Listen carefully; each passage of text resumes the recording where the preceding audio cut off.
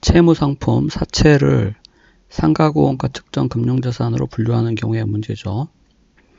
자, 금융자산의 경우에 최초 인식 시점에서의 측정치는 공정가치 9039사로 측정을 하죠. 자, 그런데 거래원가가 발생하는 경우에 이 상가구원가 측정 금융자산의 경우에는 거래원가를 공정가치에 가산해서 측정합니다. 자, 따라서 이 상가구원가 측정 금융자산의 최초 인식 금액은 공정가치 90394에 거래원가 4630을 가산한 95024죠. 그래서 상가구원가 측정 금융자산의 최초 인식 금액은 95024입니다.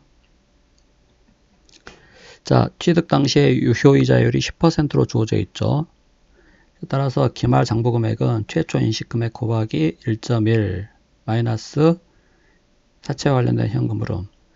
자, 액면금액이 10만원이고 액면이자율이 8%이므로 이 사채와 관련된 연말 현금 흐름은 표시이자 8,000원이죠. 10만원 곱하기 8%. 그래서 사채와 관련돼서 발생한 현금 흐름을 차감하면 기말 총 장부금액이 나옵니다. 자, 기말 총 장부금액은 기초 시점에서의 인식금액, 즉 기초 총 장부금액 곱하기 1.1 유효이자율이 10%이므로 자, 마이너스 사채 관련 현금 흐름 10만원 곱하기 8%, 즉 표시이자 8,000원이죠. 그래서 그걸 빼면은 나옵니다. 자, 그런데 보고기간 말, 즉 기말 현재 이 해당 사채의 신용 위험이 유의적으로 증가하였다고 주어져 있죠. 자, 신용 위험이 금융자산의 신용 위험이 유의적으로 증가한 경우에는 전체 기간 기대 신용 손실로 손실 충당금을 측정하죠. 그래서 4,000원으로 손실 충당금을 측정하기 때문에 이때 X1년 말에 인식해야 될 손상차손은 4,000원이고, 자, 따라서 손실 충당금을 차감한 후에 상가구원가는 총 장부금액에서 상가구원가 손실 충당금 4,000원을 뺀 92526이죠. 자, 그리고 X2년 말의 총 장부금액은 지금 X1년 말에 이 사채의 신용 위험이 유의적으로 증가했지만 아직 신용 손상이 발생한 건 아니에요.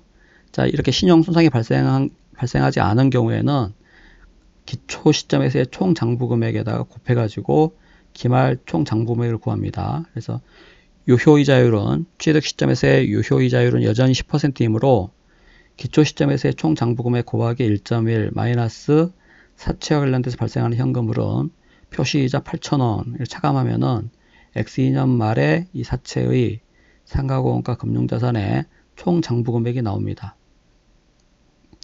자, 그런데 X2년 말에 이 사채의 신용 손상이 발생했어요. 자, 그래서 X3년의 이자 회수는 불가능하고 만기에 액면금액만 회수 가능한 것으로 추정하였습니다. 자, 액면금액만.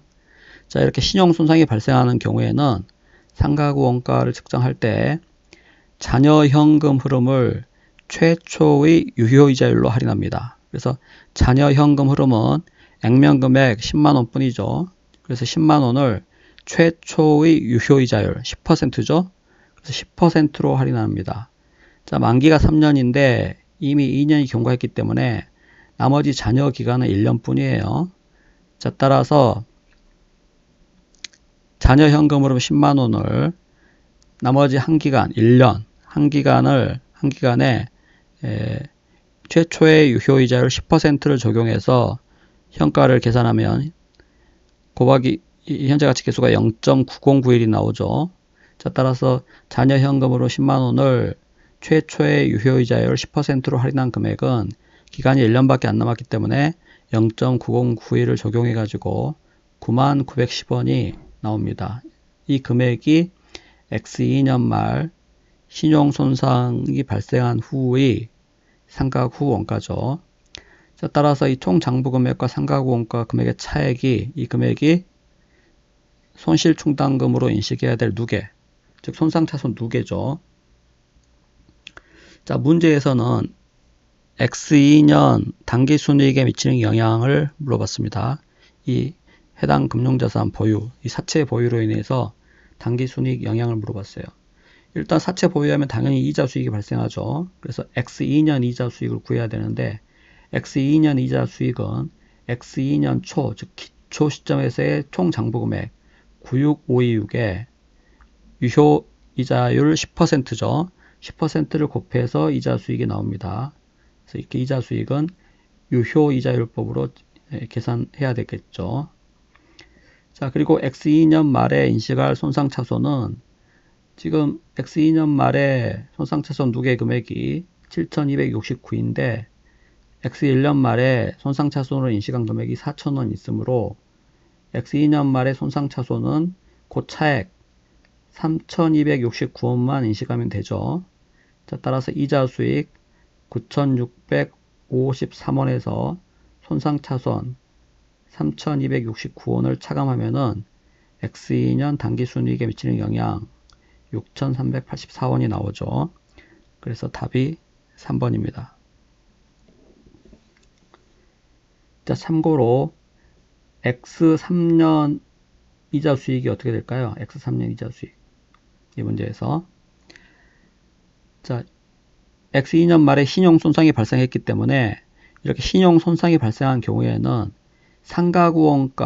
상가구원가를 기초로 해가지고 이자 수익을 계산하죠. 자, 최초 취득 시점에서의 유효이자율은 10%이므로 그 X2년 말 상가구원가 금액의 1.1 빼기 지금 만기에 액면금액만 회수 가능하고 X3년 이자에서는 불가능하다고 주어져 있죠. 그래서 사채와 관련돼서 발생하는 이자, 표시이자가 제로이므로 제로 하면은 자 90910 곱하기 1.1 빼기 0 하면은 만기 때의 액면금액 10만원 이렇게 나옵니다. 자, 따라서 X3년도의 이자 수익은 기초 시점에서의 상가구원가 90910 곱하기 10%에서 9,091원이 나와야 됩니다. 자, 다시 정리하면 신용손상이 발생한 경우에 이자 수익은 상가구원가의 유효이자율을 곱해서 계산하고 기초 시점에서의 상가구원가 신용손상이 발생하기 이전에 발생하지 않은 상태에서의 이자 수익은 총 장부금액, 기초 시점에서의 총 장부금액에다가 각각 유효이자율을 곱해가지고 각 시점에서의 이자 수익을 계산하면 됩니다. 자, 그 점 주의하시기 바랍니다.